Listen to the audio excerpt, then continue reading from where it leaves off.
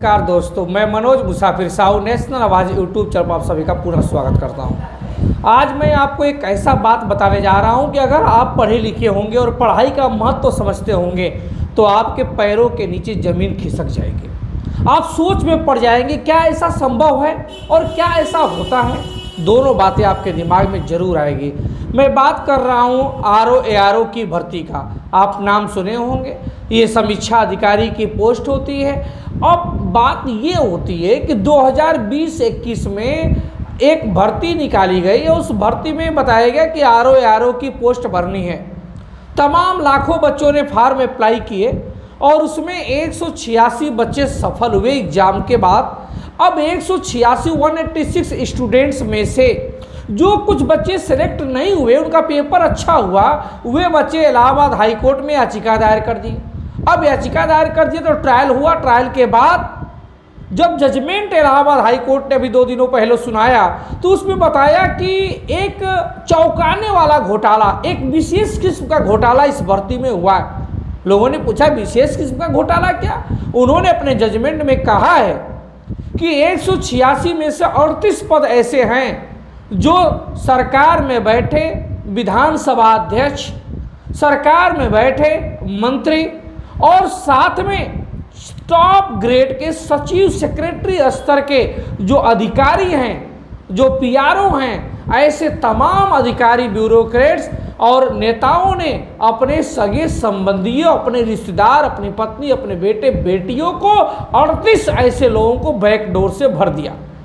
अब आप अनुमान लगाइए, समीक्षा अधिकारी कितनी बड़ी पोस्ट है। उनकी स्टार्टिंग सैलरी 70-80 हज़ार रुपये है। बाद में ये विशेष सचिव तक पहुंचते हैं। इनकी सैलरी उस समय लीगल सैलरी, सही तरीके की सैलरी 1.5 से 2 लाख रुपये हो जाती है। अगर थोड़ा विशेष योग्यताओं वाला, थोड़ा घुसखोरी टाइप वाला अगर समीक्षा अधिकारी होता है तो उसका आप देख लीजिएगा रिटायरमेंट के बाद 50 करोड़ तक कमाता है। और थोड़ा लुटेरा किस्म का होता है, राजनीतिक संरक्षण जिसको प्राप्त होता है, वो तो पूछिए ना, तो 100 का आंकड़ा करोड़ों में पार कर देगा।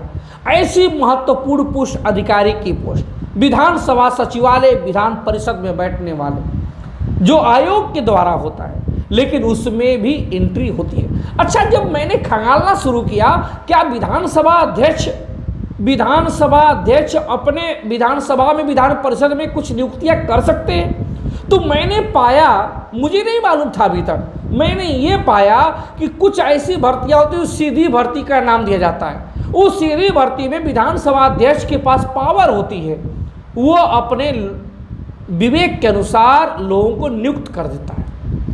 एक समीक्षा अधिकारी भाई साहब से मैंने बात किया पर्दे के पीछे, तो उन्होंने स्वीकार किया और उन्होंने कहा कि मनोज मुसाफिर जी, ये इस सरकार की बात थोड़े है, प्रत्येक सरकारों में, सपा की सरकार थी, एक पंडित जी विधानसभा अध्यक्ष थे।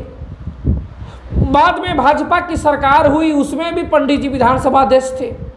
वर्तमान में सतीश महाना विधानसभा अध्यक्ष हैं। जितने भी पहले भी विधानसभा अध्यक्ष होते हैं वो अपने सगे संबंधियों का, अपने रिश्तेदारों का, अपने जानने वालों, अपनी बिरादरी के लोगों का, अपनी जाति के लोगों का प्रचुर मात्रा में नियुक्ति कर देते हैं।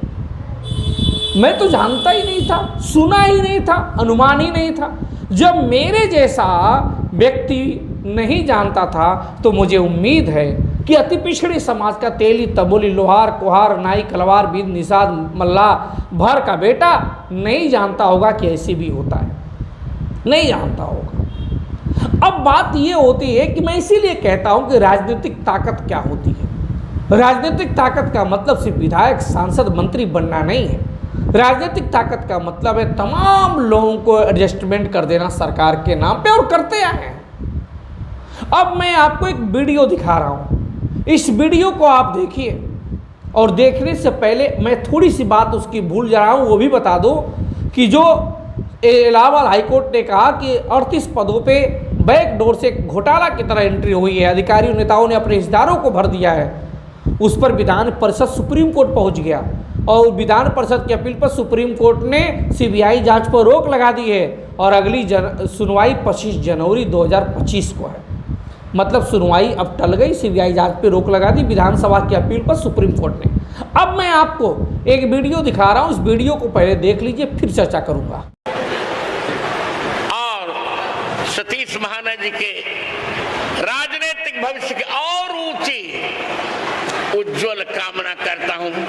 विधानसभा के अध्यक्ष तो बनी गए, एक सेवा मैंने दी है वो समझ गए होंगे, वो इनको करनी है, पैसे की नहीं। एक व्यक्ति की, एक लड़के को मैंने इन्हें कहा कि उसे इन्हें समीक्षा अधिकारी बनाना है, तो वो मेरी सेवा ये करेंगे ही करेंगे।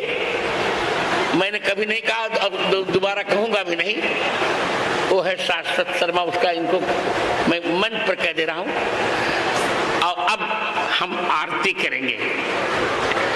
वीडियो में स्वामी रामभद्राचार्य नाम कितना अच्छा है, जैसा नाम है वैसा कद भी है इनका, और साधु संतों में तो बड़ा सम्मान है। सिर्फ साधु संतों नहीं, जितने भी बड़े आप ब्यूरोक्रेट्स, जितने भी बड़े एक्ट्रेस, एक्टर और पॉलिटिशियन पाएंगे, यहाँ तक कि मोदी जी भी और तमाम बड़े politician, chief minister, deputy CM, गिनती नहीं है, मिनिस्टर, विधायक, एमएलए की तो गिनती ही नहीं है। ये सभी लोग इनके दरबार में जाते हैं, इनके चरण मस्तक को चूमते हैं। और स्वामी रामभद्राचार्य का अनेकों बार आरक्षण पे कटाक्ष करते हुए वीडियो आया, अनेकों बार इन्होंने आरक्षण पे कुठाराघात किया, आरक्षण को गलत बताया, जातिगत आरक्षण का घोर विरोधी है और जातिगत आरक्षण की तमाम खामियां इन्होंने बताई। लेकिन इस वीडियो में आप ध्यान से देखिए, सतीश महाना जी हैं, कानपुर में कथा चल रही है और रामभद्राचार्य जी कथा कर रहे हैं, लेकिन उसी बीच में सतीश महाना जी पहुंचते हैं, चूंकि उनका क्षेत्र है कानपुर। सतीश महाना विधानसभा अध्यक्ष हैं, पहुंचते हैं, पहले मलाई मक्खन बटरिंग लगाई जाती है। स्वामी रामभद्राचार्य सतीश महाना की तारीफ करते हैं और कहते हैं आप राजनीति में बहुत आगे जाएंगे, बहुत शिखर पर जाएंगे। जानते हैं, साधु सन्यासी को भी मालूम है कि किसी से काम लेना है तो पहले मलाई मक्खन लगाओ, बटरिंग करो, थोड़ा सा कर रहे हैं। सतीश महाना खुश होते हैं, प्रणाम करके अभिवादन स्वीकार करते हैं। फिर अगली बार कह रहे हैं मैंने अपने एक चेले शाश्वत शर्मा ब्राह्मण पंडित जी, शाश्वत शर्मा के बारे में आपसे पैरवी की थी, वो तो मुझे आपको याद है, आप स्वीकार करेंगे। फिर से सतीश महाना विधानसभा अध्यक्ष जी फिर से प्रणाम करते हैं, वो कहते हैं हाँ मुझे याद है, स्वागत है, याद है मुझे।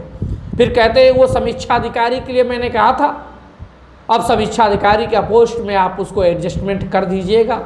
फिर से प्रणाम करते हैं, प्रणाम का मतलब एक तरह से स्वीकार करते हैं, मूर्ख से नहीं, प्रणाम करते हैं। और फिर बाद में वो कहते हैं छोटा सा काम है, हंसते हुए सतीश महाना जी टाल देते हैं और प्रणाम करते हैं, मतलब एक तरह से स्वीकृति कर देते हैं। उसके बाद अब मैं आपको ये जानना चाहता हूँ, ये बताना चाहता हूँ कि आप समझिए, दो चीज़ें स्वामी रामभद्राचार्य की इस वीडियो से हैं।